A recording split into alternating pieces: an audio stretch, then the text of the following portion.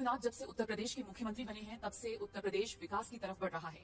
सिर्फ देश में ही नहीं बल्कि विदेशों में भी इसकी चर्चा होती है। विदेशी सीएम योगी के मॉडल से काफी प्रभावित नजर आते हैं और इसीलिए उत्तर प्रदेश में निवेश की इच्छा भी रखते हैं। और ऐसा हम इसलिए कह रही हैं क्योंकि एक बार फिर कुछ ऐसा ही हुआ ये कि 10 अक्टूबर को उत्तर प्रदेश के सीएम योगी आदित्यनाथ ने भारत में डेनमार्क के राजदूत फ्रेडी स्वैन से सरकारी आवास पर मुलाकात की। यूं तो ये शिष्टाचार मुलाकात थी, लेकिन इस दौरान कई मुद्दों पर बात हुई। खबर मिल रही है कि डेनमार्क के राजदूत फ्रेडी ने नमामि गंगे की भी चर्चा की और इसमें भागीदारी की इच्छा जताई।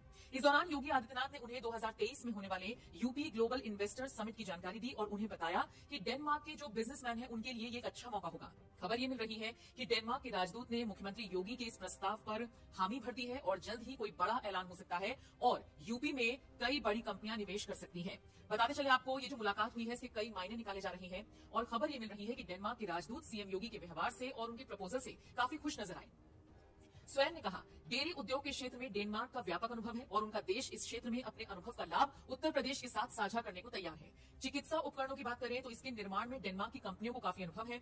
स्वैन ने प्रदेश में विकसित किए जा रहे चिकित्सा उपकरण पार्क में डेनमार्क के सहयोग की पेशकश की। हालांकि इस दौरान योगी आदित्यनाथ ने भी साफ तौर पर कहा कि देखिए, भारत और डेनमार्क के जो संबंध है वो बहुत मजबूत है और अगर इनको आगे लेकर जाना है तो फिर बिजनेस डील्स की जा सकती है। डेनमार्क के निवेशकों को उत्तर प्रदेश में निवेश के लिए सीएम योगी ने आमंत्रित किया और कहा, यहाँ निवेश की असीमित संभावनाएं मौजूद हैं और राज्य सरकार द्वारा निवेश को प्रोत्साहित करने के लिए अलग अलग क्षेत्रों के लिए लगभग 25 नीतियां निर्धारित की गई हैं। योगी यही नहीं रुके, उन्होंने कहा प्रदेश में विदेशों से निवेश को अट्रैक्ट करने के लिए पॉजिटिव माहौल तैयार किया गया है और डेनमार्क के जो बिजनेसमैन हैं वो यहाँ पर आकर निवेश कर सकते हैं। उनका निवेश पूरी तरीके से सुरक्षित और लाभप्रद रहेगा। मुख्यमंत्री ने कहा, प्रदेश सरकार 2023 में यूपी ग्लोबल इन्वेस्टर समिट के आयोजन की तैयारी कर रही है और डेनमार्क के बिजनेसमैन यहाँ आकर इन्वेस्ट कर सकते हैं। वैसे आपको बता दें, जब से योगी आदित्यनाथ ने उत्तर प्रदेश की कमान संभाली है, प्रदेश में सुरक्षा का माहौल मुस्तैद हो गया है। जो बाहुबली थे, जो कुख्यात थे, वो अब डरने लगे हैं, सलाखों के पीछे हैं। जो अपराधी बनने की सोचते हैं वो या तो अपनी सोच को छोड़ देते हैं या फिर अपराध छोड़ देते हैं और नहीं तो उत्तर प्रदेश छोड़कर चले जाते हैं। योगी आदित्यनाथ ने सुरक्षित माहौल दिया है और इसी का नतीजा है कि विदेशों में बैठे लोग उत्तर प्रदेश की तरफ आकर्षित हो रहे हैं। वैसे आपको बता दें, नमामि गंगे प्रोजेक्ट का जिक्र जो हुआ उस पर कई बार उत्तर प्रदेश के मुख्यमंत्री बात कर चुके हैं। ऐसा ही एक बयान हम आपको उनका सुनवाने जा रहे हैं। आप इस पूरी खबर पर क्या राय रखते हैं, कमेंट करके जरूर बताइए। सरकार ने अपने स्तर पर प्रयास किए। उत्तर प्रदेश में ही जितने भी सीवर के या औद्योगिक कचरे से जुड़े हुए प्रवाह थे उनको रोकने के लिए जो कार्य होने थे, 46 में से 25 के कार्य हमने पूरे कर दिए। 19 पर कार्य चल रहा है, युद्ध स्तर पर कार्य चल रहा है। 2 का कार्य प्रगति पर है। हम लोग इन सभी योजनाओं को समयबद्ध ढंग से आगे बढ़ा रहे हैं। लेकिन सबसे महत्वपूर्ण बात यह है कि सरकार ने अपने स्तर पर कार्रवाई की। जगह जगह जो सौदागर बने हुए थे उनके आधुनिकीकरण पर ध्यान दिया।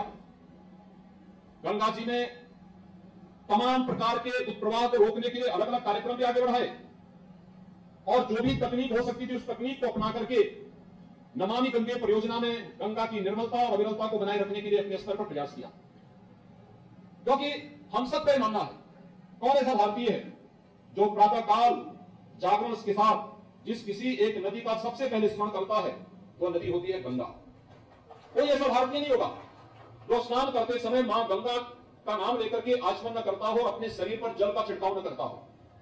और मां गंगा के प्रति हमारी ये सनातन आस्था, उसे व्यवहारिक रूप में भी प्रदान करने के लिए जो प्रयास होने चाहिए, उस प्रयास में अब सर्वाधिक आवश्यकता है समाज को एकजुट होकर के कार्य करने की। और ये केवल गंगा नदी जो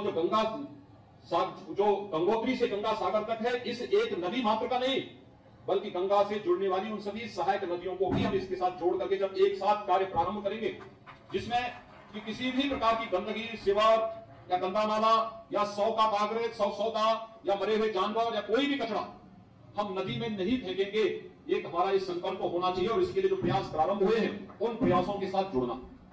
अक्सर होता है, हम लोग देखते हैं, लोगों की मान्यता रही है, प्रारंभ से रही है, हिंदू समाज में अंतिम संस्कार करने की 3 प्रकार की परंपराएं रही है।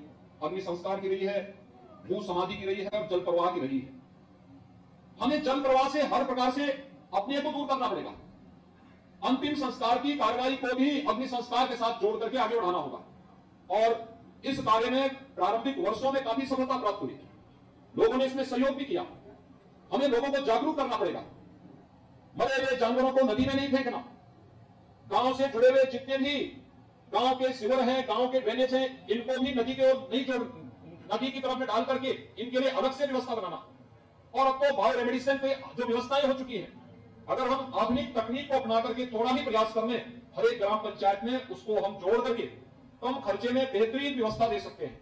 और इसी के लिए हम लोगों ने जब 2019 में गंगा परिषद की पहली बैठक कानपुर में प्रधानमंत्री मोदी जी की अध्यक्षता में हुई थी, तो उस बैठक के बाद हम लोगों ने उत्तर प्रदेश के अंदर गंगा यात्रा निकाली थी। मां गंगा के प्रति प्रत्येक गंगा पुत्र को जागरूक करने की दिशा से गंगा यात्रा निकली थी। ये गंगा यात्रा बिजनौर से कानपुर तक और बलिया से कानपुर तक की यात्रा निकाली गई थी। यात्रा के पूरे मार्ग पर लोगों में जो उत्साह था वो देखने लायक था। इसमें अनेक कार्यक्रम चले थे कि हमें गंगा के तटवर्ती क्षेत्रों में मां गंगा के दोनों ओर के जो कमांड एरिया है उससे बाहर भी 5 किलोमीटर के दायरे में दोनों ओर हम क्या व्यवस्था कर सकते हैं, खेती का कौन सा मॉडल लागू करें, कोई केमिकल फर्टिलाइजर, कोई पेस्टिसाइड नहीं, प्राकृतिक खेती के लिए किसानों को प्रोत्साहित करने, उस उपज की ब्रांडिंग करने, उसके लिए मार्केटिंग उपलब्ध करवाने, मां गंगा के दोनों तटों पर 5 किलोमीटर के दायरे पर बागवानी की विशेष खेती के लिए प्रोत्साहन करने, गंगा नर्सरी और गंगा उद्यान को विकसित करने, गंगा पार्क की स्थापना करने, गंगा घाट की स्थापना करने और हर एक स्तर पर कहीं भी कोई भी गंदगी इस क्षेत्र में न आने पाए, इसके लिए व्यापक जागरूकता का कार्यक्रम 2019 में मां गंगा के तटवर्ती क्षेत्रों में, इस पूरे क्षेत्र में एक गंगा यात्रा के माध्यम से यह कार्यक्रम 2020 में उत्तर प्रदेश सरकार ने यहां पर आयोजित किया था। उसके अच्छे परिणाम भी आए, लेकिन आप जानते हैं विगत 2 वर्ष से कोरोना जैसी महामारी के कारण पूरी विश्व मानवता के सामने जो चुनौती आई है